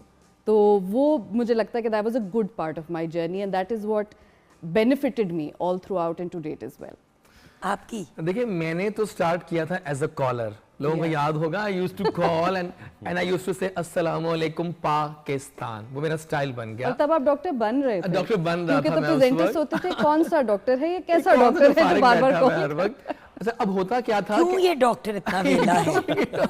अच्छा, हुआ क्या कि I use to call and I got, मतलब देखिए मैं अपने मुंह से नहीं बह रहा कि मैं बहुत वो हूँ, लेकिन मैं काफ़ी हिट हो गया एज अ कॉलर। तब मुझे एक एफएम से कॉल आती है कि आप जो इतने बातें करते हैं कॉल्स पे, तो एक बार जरा आके ट्राई करो, अगर इतना तुम्हें शौक है ऑडिशन दो आके। तो ये 2008 की बात है, 7 के एंड की, कि मुझे फिर बुलाया गया और फिर मैंने प्रोग्राम रिकॉर्ड करवाया। 2 हफ्ते तक कॉल नहीं आई। After that I got the call from someone कि जी आइए, आपको हमने आपसे कुछ बात करनी है। तो उन्होंने कहा कि आपका प्रोग्राम अप्रूव हो गया है। मेरा टॉपिक शोबिस था। मैंने ये कहा कि क्यों ना हम इस तरह करें कि हम अपने शोज में सेलिब्रिटीज को लाना शुरू करें अपने रेडियो शो में, और लोगों को दिखाएं कि सेलिब्रिटीज भी रेडियो पे आती हैं। मैंने अपना मतलब सब कुछ हायरिंग की, फोटोग्राफर की, फिर जो सेलिब्रिटी आने लगा उसका पूरा एक बनाता था मैं, पूरा बहुत वर्कअप किया, बहुत मेहनत, कराची के भी और आप लोग सब लाहौर के सबको बुलाया और फिर उसके बाद देखें इट मतलब नेवर टर्न बैक। फिर हमने लोगो स्टार्ट किया, जब जैजी बोलता है तो पूरा पाकिस्तान सुनता है, दैट क्लिक्ड, चाहे वो खुश फहमी थी जो भी जी, मैंने कहा आप कह दे से पहले कि फिर डॉक्टर साहब की मुझे मदद लेनी पड़े। लेकिन एक आखिरी बात, कल I was doing the show और सर की बात से मैं करूंगा एग्री कि रात को 2 घंटे के शो में कॉल्स 1 मिनट के लिए भी फ्री नहीं होती, लोग कॉल्स कर रहे हैं 12 बजे तक रात के, because they are loving the radio theme, they are loving radio. People, ये वाहिद प्लेटफॉर्म है जहाँ पे अभी भी ऑडियंस डायरेक्टिंग एज होती है। Exactly. अब तो लोग कमेंट्स पे लिमिट हो गए हैं। बिल्कुल। अच्छा, जब से ये ड्राइविंग टाइम भी बढ़ गया ना लोगों का, जी प्लीज, रिलेशनशिप विद अच्छा, वो रेडियो ऐसा वो है हमारे कि लिए बड़ी जरूरी है जाना। आप तो माशाल्लाह बीइंग स्टेशन डायरेक्टर ना हो। मेरा भी जो सिलसिला है वो मैस कम्युनिकेशंस में मैंने मास्टर्स किया पंजाब यूनिवर्सिटी से, तो उसमें बाद में जॉब आई। मैं चूँकि काफ़ी पुराना हूँ, पिछली सदी से ताल्लुक़ है, तो जब मैं अपना एक ऐड आया कि प्रोड्यूसर्स चाहिए, तो 2 ही उस वक्त ड्रीम्स होते थे मीडिया पर्सन के कि या वो रेडियो में चला जाए या वो पीटीवी में चला जाए। तो रेडियो का ऐड आया तो उसके लिए अप्लाई किया, तो उसके बाद एक सिलसिला जो था वो शुरू हो गया। शुक्र अल्हम्दुलिल्लाह मेरी वहाँ पे मतलब सिलेक्शन हो गई एज प्रोड्यूसर, फिर प्रोड्यूसर, सीनियर प्रोड्यूसर, इस तरह करके फिर काफ़ी फॉर्मेट्स जो हैं, ड्रामा प्रोड्यूस किया, बेस्ट ड्रामा प्रोड्यूसर का अवार्ड मिला, होस्टिंग भी की मुख्तलिफ प्रोग्राम्स की। क्योंकि आज हमने आपको चेक भी करना है सर। अच्छा, ठीक है, चेकिंग तो जरूरी होती है ना, पल्स चेक करनी होती है कि अभी भी कोई जहाँ बाकी है कि नहीं।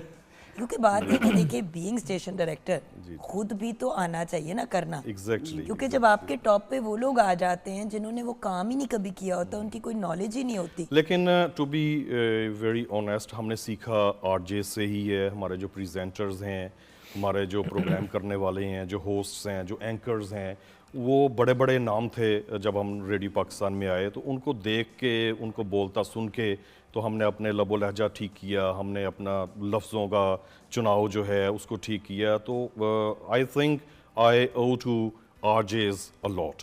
बिल्कुल। अच्छा सर, आप कुछ और कह रहे थे, मैंने आपकी कथा कलामी कर दी, अगर आपको। तो वो यही था कि मैं रेडियो पाकिस्तान में आया, फिर डिफरेंट फॉर्मेट्स जो थे वो हमने किए।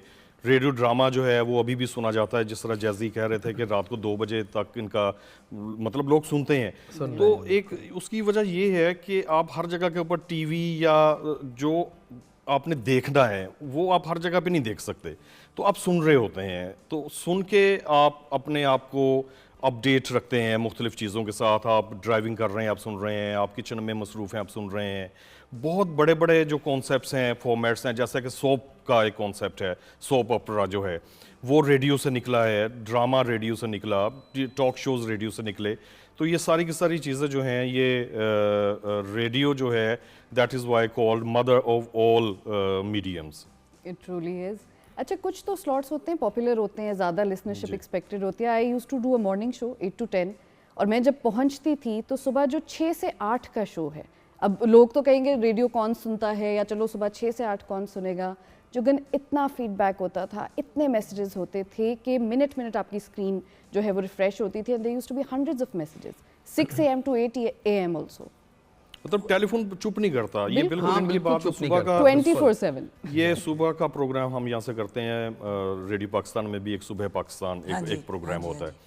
पूरी दुनिया से कॉल्स आती हैं, मतलब अमेरिका, कनाडा, सऊदी अरब, लोग पता नहीं कहाँ कहाँ से सुन रहे होते हैं, and irrespective of their local timing. मतलब ज़ाहिर है कि उसके साथ सिंक्रोनाइज करना, किसी वक्त किसी जगह पे 2 बजे हुए हैं, किसी जगह पे रात के 12 बजे हुए हैं, लेकिन वो प्रोग्राम सुनते हैं। लेकिन सर फिर रिकॉर्डेड प्रोग्राम्स का क्या होता है जैजी? क्योंकि बहुत ज्यादा लोग अब रिकॉर्डेड प्रोग्राम्स की तरफ आ गए हैं।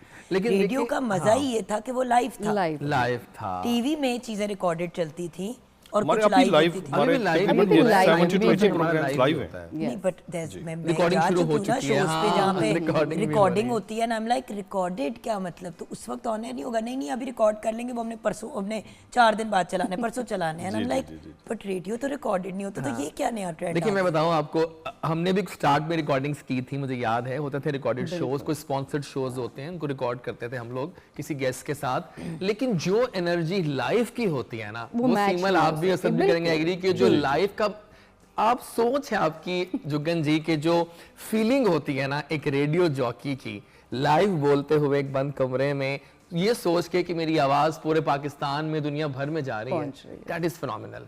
अच्छा, it's kind of intoxication, like Yeah, आप exactly. जब बोल रहे हैं, लोग लेकिन सुन रहे सर हैं। अगर लूज कैनन की तरह बंदा बोलता ही चला जाए, आप देखिए ना जैसे टीवी पे कान में ये टूटी होती है और आपको पता चल रहा होता है कि ये रुक जाएं या ये बात इसको चेंज कर दें या गेस्ट ने ऐसी बात कर दी। कुछ मशीनें होती हैं कि जो डिले करती हाँ, हैं, delay कर वो 7 सेकंड 10 सेकंड तक वो चीज़ें डिले करती हैं।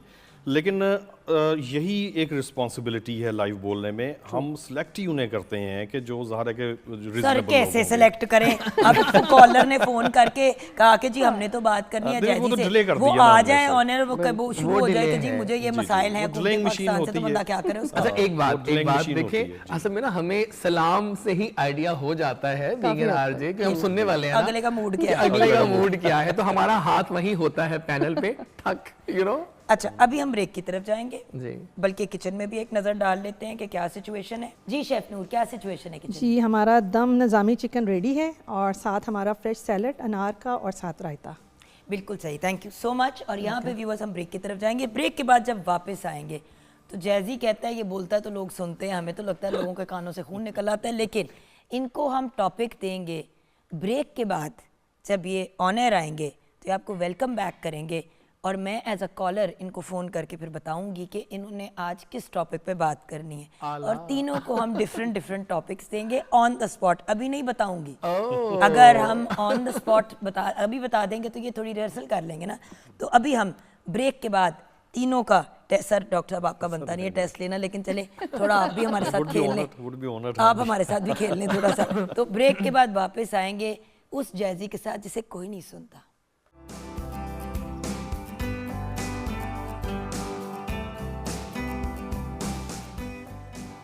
जी बिल्कुल, आ गए हम वापस। आप सुन रहे हैं बल्कि देख रहे हैं डॉक्टर जैजी को। जब जैजी बोलता है तो पूरा पाकिस्तान सुनता है। आज का मौसम बहुत मजे का है, आज हम मजे मजे की बातें कर रहे हैं। मुझे पता है कि आप लोग खुश हैं कि जैजी बहरीन से लाहौर में है और लाहौर से लाइव कर रहा है। मेरे ख्याल है कॉल्स भी बहुत सारी आ रही हैं। ट्रिंग ट्रिंग ट्रिंग। हेलो, अस्सलाम वालेकुम। अस्सलाम वालेकुम जी। कौन बात कर रही हैं? रक्षंदा।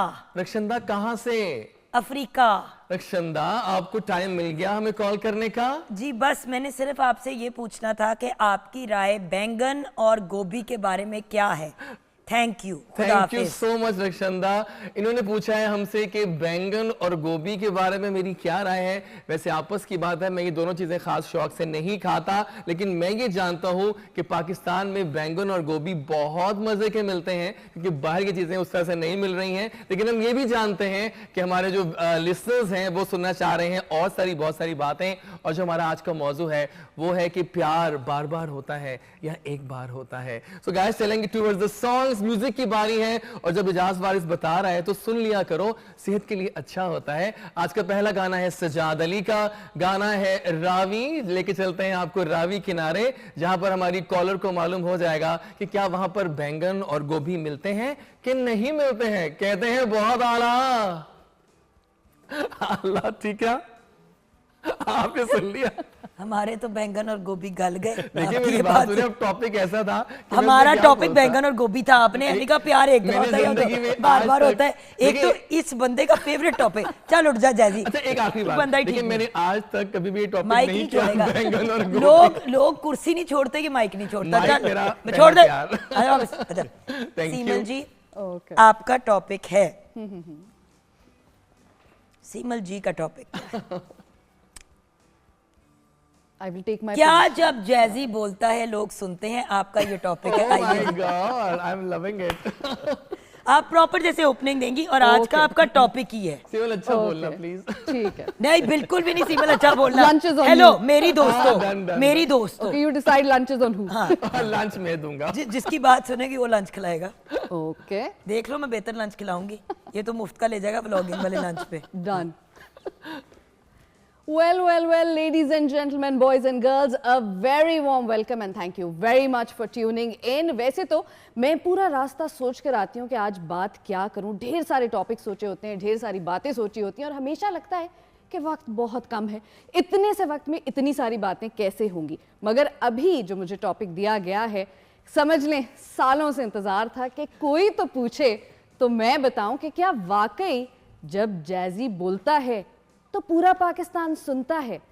इंटरेस्टिंग बात यह है कि ये बात सिर्फ बोलते नहीं है, ये बात अगर मुझे सही तरह से याद हो तो कुछ कप्स पर भी हमने छापी थी। उन कप्स में चाय भी हमें पीनी पड़ती थी। तो शो जिस मर्जी का होता था, कप हमारे रेडियो स्टेशन में जैज़ी का होता था। और इंशाल्लाह वो सारे कप्स जो हैं अब इस दुनिया से मलियामेट हो चुके हैं और टूट चुके हैं।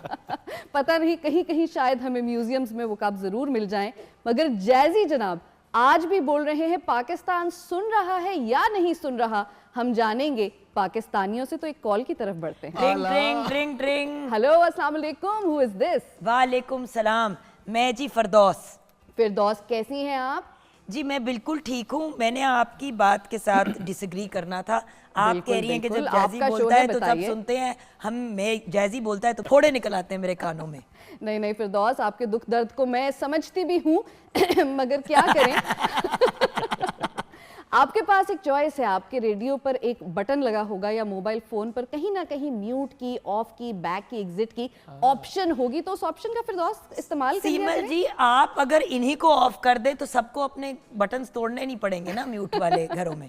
ये बात हम हायर अथॉरिटीज को कन्वे कर देंगे। फिरदौस, बहुत शुक्रिया आपकी कॉल का। अल्लाह हाफिज। एक तो जान छुड़ाने का ये भी तरीका था। ये तरीका होता है। Thank you. Well done. सिमल देखिए, आपने दोनों की साइड दी। हाँ, सिमल दोनों आप की जेन्युइनली side, well वो done. थाली का बैंगन थी जिसके बारे में मैं जानना चाह रही थी। कभी आप एस पासे हुई, कभी आप एस पासे हुई। खाना आपको वही खिलाएंगे। जी सर। डॉक्टर साहब, आपके लिए टॉपिक है कायद का पाकिस्तान।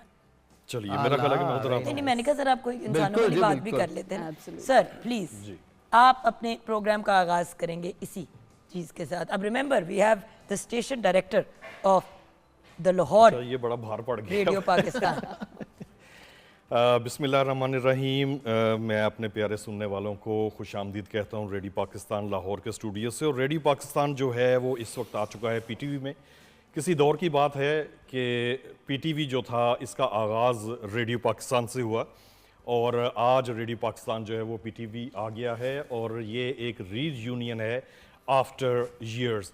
और आज हमने बात करनी है कि कायद का पाकिस्तान। तो कायद ने तो ख्वाब जो देखा था वो एक बहुत खूबसूरत और मज़ेदार और बड़ा अच्छा और साफ़ सुथरा पाकिस्तान था, जिसमें सभी चीज़ें जो हैं वो अच्छे तरीके से मिलती हों और गोभी और जो बैंगन है वो प्यार और मोहब्बत से रहते हों। तो हम बहुत हद तक, मेरा ये ख्याल है और कि जैज़ी यहाँ ऐसे तक पहुँच गए पाकिस्तान हैं। में ना हो। जी और जैज़ी साहब जो हैं वो बहरीन से तो आ गए हैं But और वापस। इनका जो स्टाइल है वो लोग बड़े शौक से सुनते हैं और Thank बड़े you, मज़ेदार sir. आदमी Thank हैं। you और so सिमल भी much. यहाँ पर मौजूद हैं। और जुगन काज़म जो हैं उन्हें मैं देख रहा हूँ कि वो हस्बे मामूल, हस्बे साबिक हमेशा की तरह अपनी रवायात को कामयाबी के साथ निभाते हुए बहुत अच्छा प्रोग्राम कर रही हैं। और कायदे आज़म ने एक अच्छे पाकिस्तान का ख्वाब देखा ट्रिंग, और ट्रिंग, पाकिस्तान ट्रिंग, ट्रिंग। अच्छा क्या है। बात है, very ट्रिंग ट्रिंग ट्रिंग ट्रिंग। कॉल आ रही है सामीन और देखते हैं कि हमें किसने कॉल किया है। जी अस्सलाम वालेकुम। वालेकुम सलाम। कुछ कहेंगी आप या वालेकुम अस्सलाम तक रहेंगी? जी सॉरी, मैं समझी आप मेरे से कोई सवाल पूछेंगे sir.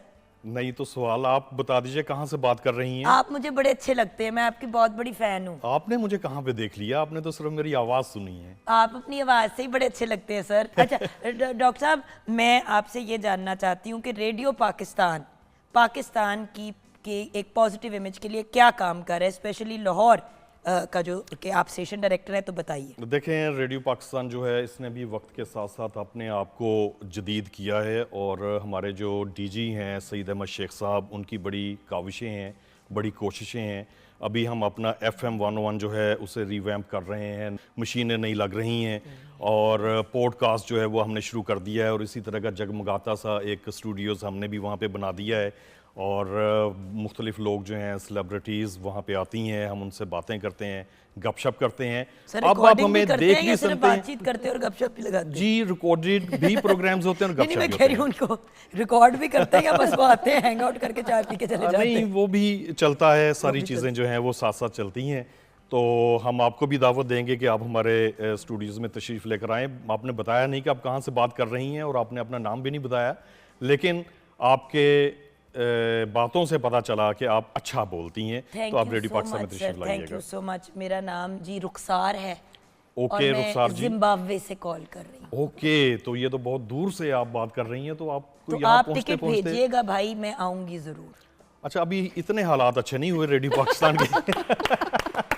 Thank you so much sir, thank you so much. Pleasure जी। मजा आ गया था वाकई में। देखिए रेडियो सुनने का, बोलता है रेडियो तो सच पाकिस्तान बोलता का है। अपना एक देखिए जबरदस्त जब स्टाइल है। रेडियो बोलता है तो सब सुनते हैं, जैजी को कोई नहीं सुनता। लेकिन एक बात सर के बोलने से वाकई मालूम हुआ कि रेडियो पाकिस्तान True. रेडियो हाँ, पाकिस्तान लेवल है लेवल। ओके, बट रेडियो अगर कोई सीखना चाहे, अगर कोई इंसान अपना करियर रेडियो में बनाना चाहे, तो जैजी आपसे बात शुरू करूंगी। आप लोगों की एडवाइस इनवैल्यूएबल है सर। विल स्टार्ट विद देखिए मेरा अपना ये ख्याल है कि पाकिस्तान की मैं बात करूंगा पहले। पाकिस्तान में शायद सिंपल एज अ करियर मैं इसको ना इतना ऑप्ट करूं, एज अ हॉबी रखूंगा ज़रूर साथ में। शौक है तो उसको हॉबी बना के ज़रूर साथ चलें। अगर आप आरजे बनना चाहते हैं तो पहली बात तो आपकी तालीम होनी चाहिए, एजुकेशन बहुत ज़रूरी है। मेरा ख्याल है तालीम आपको कॉन्फिडेंस देती है बोलने का। सेकंड थिंग कॉन्फिडेंस, अपने ऊपर एतमाद कि हाँ मैं बोल खुद सकता हूँ, मैं बोल एतमादी भी और बोलने का भी और कॉन्फिडेंस। जो आपका सब्जेक्ट है जिस पे आप शो करना चाहते हैं उस पे command, that is very important. और आखिरी थिंग जो मैं समझता हूँ, लहजा। लहजा हमारे लिसनर्स को ना आज तक हमें बांध के रखता है कि लहजे में कितना अपनापन है और कितना प्यार है। और डिस्टिंक्टिव वॉइसेस आल्सो। या अब एग्जैक्टली। मजे की बात ये कि The eight one quality. Point मुझे ऑफर आई एक रेडियो स्टेशन से, मैंने कहा आप ठीक तो हैं? आज भी लोग फोन करके कहते हैं जी काजम साहब से बात हो सकती है। वो लोगों को ये नहीं पता कि जनानी है कि बंदा आगे बैठा हुआ है, तो आप मुझे क्यों कह रहे? तो मैंने कहा आपकी आवाज बड़ी डिफरेंट सी। तो मैंने कहा डिफरेंट, तो यानी कि अगर आपकी आवाज जरा डिफरेंट सी भी है तो then Exactly. Also, but obviously सिर्फ डिफरेंट आवाज हो और बात आप कुछ ना कर सके तो उसका लेकिन तो कोई आप अगर करेंगी तो आप तो एज अ सुपरस्टार आएंगी ना, वो तो आपका एक्सक्लूसिव शो हो जैसी जाएगा। बात ये कि कोई कितना भी बड़ा स्टार हो, रेडियो पे आपने सिर्फ आवाज सुननी है, आवाज चुभनी सुनानी नहीं है। चाहिए। हाँ ये तो है। एंड द पॉइंट इज मेरी आवाज रेसिपी है, वो ऑडियो विजुअल में कवर हो जाती है। जब आप सिर्फ ऑडियो पे आएंगे मुझे लगता है कि वो चुभेगी लोगों को। अगर रेडियो का ड्रामा हो उसमें बंदा एक्टिंग कर रहा हो, वो एक मुख्तलिफ बात अच्छा, है। मैं रेडियो का प्रोड्यूसर होते हुए मैं ये कहना चाहूंगा कि सर आप आपकी भाई आवाज हैं, जो आप है तो अच्छी बात करेंगे। आप तो भाई हैं, आप तो करेंगे अच्छी बात। और वैसे भी हम लोग भाई बहन इदारों में भी काम करते हैं, जी, तो आप तो करेंगे ही। लेकिन आप तो सुनने वाले जैजी की भी पसंद तारीफ करेंगे करते आपको। हैं सर, आप तो जैजी की भी तारीफ हाँ करते सर, हैं। आप मेरी बहुत आपकी top कोई books- credibility नहीं है। जर्सी की तारीफ वापस ले लेते हैं। नहीं प्लीज नहीं।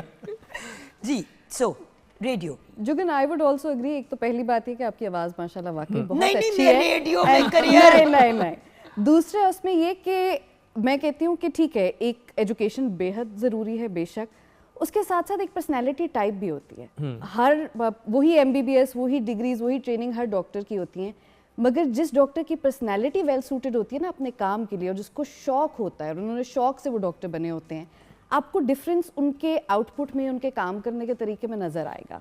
Same goes for radio presenters, hosts, anchors as well. एक तो शौक होना चाहिए और एक बैलेंस आपने स्ट्राइक करना है कि आपकी बात कैजुअल गुफ्तगू भी लगे मगर इतनी भी कैजुअल ना हो कि बर्दाश्त ना हो। तो it's a very delicate balance. Agreed. And sir आज की गुफ्तगू आपके साथ कंक्लूड करेंगे, आप हमारे व्यूअर्स को क्या कहेंगे? अच्छा, रेडियो जो है मैं अपने जो हमारे दो दोस्त यहाँ पे बैठे हुए हैं उनसे एग्री भी करूँगा। रेडियो एक बड़ा मुश्किल किस्म का एक मीडियम है। Very इसमें difficult. जिस तरह के आपने कहा कि टीवी पे भी तो आपकी शक्ल भी होती है, आपका मेकअप, आपका और प्रॉप्स बड़ा वगैरह बच होते बचाव हैं, है, बड़ी बड़ा- चीज़ें। लेकिन रेडियो में आपने सब कुछ जो है वो आपने अपनी आवाज़ के साथ करना है। तो रेडियो का प्रेजेंटर बनने के लिए आपके पास एक नॉलेज होना चाहिए, आपको लफ्ज़ की हुर्मत का पता हो, आपको उसकी अदायगी का पता हो। अब मैं अक्सर बात किया करता हूँ कि सिर्फ बोलना ही काफ़ी नहीं होता, उसमें एक कंटेंट का होना बड़ा ज़रूरी है।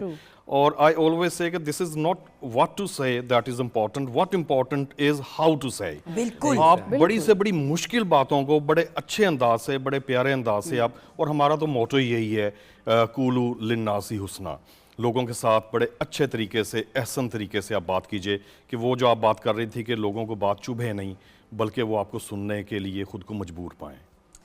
फाइनली आज के शो को कंक्लूड करेंगे, लेकिन ये जाने बगैर नहीं कि आजकल आप लोग किन चीज़ों के ऊपर काम कर रहे हैं। जैजी काम एज ए रेडियो की बात कर रहे हैं हम। What do we- आप हमारे स्टार्स हैं, नहीं, आप लोग क्या देखिए, आगे प्लानिंग देखिए, है? बताता हो हूँ। सकता है डॉक्टर साहब किसी अपनी किताब लिख रहे हो। Oh my God, I like it. As individuals देखिए मैं बताऊं आपको कि हालांकि मैं बहरीन में हूँ, लेकिन पाकिस्तान का नाम रोशन करना मेरी टॉप प्रायोरिटी होती है। मैंने पाकिस्तान से प्यार और रेडियो से प्यार के लिए सारा सेटअप लगवाया और मैं वहां से लाइव, मैं पहले बताया था लाइव शो करता हूँ यहाँ लाहौर, पाकिस्तान पूरे मतलब पाकिस्तान भर में आते हैं और Pakistan largest radio network radio से प्यार जिंदा और जावेद रहेगा। और जब तक एनर्जी है, जब तक है जहाँ, इंशाल्लाह रेडियो करते रहेंगे। एक लाइन बस, I would like to thank my listeners जिन्होंने जैजी को आज एक बना दिया थोड़ा बहुत। बिल्कुल सही, बिल्कुल सही। जुगन, करियर शिफ्ट मैं कर चुकी हूँ towards academics. I work with the university currently, but नहीं, but I also participate in do shows in their radio station. और अब जिस तरह कि मैं उस शिफ्ट के साथ साथ एक और चीज़ की कोशिश है कि जो स्टूडेंट्स हैं, यंगस्टर्स हैं, कोई प्रॉपर ट्रेनिंग प्लेटफॉर्म्स नहीं भी हैं, उनको मेंटर करूं, उनको गाइड करूं। रेडियो स्टेशन में जो बच्चे रेडियो जॉकी बनने आते हैं, वॉइस ओवर्स करने आते हैं, I try my best to train them as much as possible. तो उस शिफ्ट को मैं अपनी तरफ से तो पूरी कोशिश है कि I give back to the society and youngsters today. Doctor साहब, देखिए जी, मेरा ये जो ख्वाब है, मैं रेडियो पाकिस्तान का जब स्टेशन डायरेक्टर बना तो मेरे ड्रामाज जो हैं वो मुख्तलिफ प्लेटफॉर्म्स पे जाया करते थे पहले जब मैं प्रोड्यूसर था। जैसे ABU में गया, इसके अलावा तेहरान ड्रामा फेस्टिवल में ड्रामा गया, वहाँ से विन किया। तो मैं ये चाह रहा हूँ कि रेडियो पाकिस्तान लाहौर जो है ये 1937 से काम कर रहा है, लाइक इट्स बिन डेकेड्स। तो उसके लिए मैं ये चाहता हूँ और इंशाल्लाह करूँगा भी कि एक ड्रामा फेस्टिवल मैं करवाना चाहता हूँ जो हमारे साउथ एशियन कंट्रीज़ हैं उनका, कि वो अपने ड्रामाज यहाँ पर भेजें और हम यहाँ पे उन्हें सुने और उसके बाद हम एक बड़े लेवल के ऊपर एक तकरीब करें और लोगों को अवार्ड्स दें। ये मेरे ख्वाब हैं।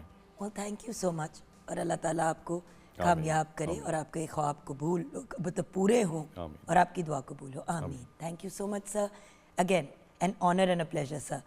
ये तो दोस्त है, अब आपसे भी दोस्ती हो गई है, अब आपको भी हम तंग किया करेंगे। एक दफ़ा आप हमारे हाथ लग गए हैं ना, अब नहीं हम आपको छोड़ने वाले। आपका भी बहुत शुक्रिया कि आपने इस अहम टॉपिक पर बात करने के लिए हमें बुलाया, लेकिन PTV नहीं बुलाएगा तो कौन बुलाएगा? बट सर आपको एक बात बताओ, the past 16 years since I been with PTV on and off, 18-16 years because 3 साल बीच में मैं नहीं भी थी यहाँ पे, but how can you negate radio? बिल्कुल ऐसे। Radio is actually the beginning of kind of like electronic entertainment, right? जी, true. तो फाउंडर को आप कैसे भूल सकते हैं ऑफ एंटरटेनमेंट? अगर आप उस पॉइंट ऑफ व्यू से देखो, थिएटर था, थिएटर के बाद क्या चीज आई? फिर रेडियो ही आया ना। रेडियो के बाद टीवी और फिल्म, रेडियो फिल्म, ये मतलब, बट बेसिकली तो कोर क्रक्स रेडियो था। बेशक माँ को तो नहीं कोई भूलता ना अपनी। बिल्कुल ठीक। So you must remember where we began from. And मैं प्राइवेट सेक्टर को भी व्यूअर्स इनकरेज करूंगी कि प्लीज आप लोग भी आगे आएँ, हमारी यंगर जनरेशन की एटलीस्ट नॉलेज में इजाफा हो, थोड़ा सा हल्ला गुला, थोड़ी सी एंटरटेनमेंट, बट एटलीस्ट रेडियो को ट्रिब्यूट तो बनता है, 100% बनता है। यहाँ पे आज के शो को कंक्लूड करेंगे। शेफ़ नूर, आपका भी बहुत बहुत शुक्रिया, थैंक यू सो मच। और हमारे बहुत ही प्यारे honourable experts, guests, radio representatives, बहुत बहुत शुक्रिया। आज का शो कंक्लूड करेंगे। खुदा हाफ़िज़।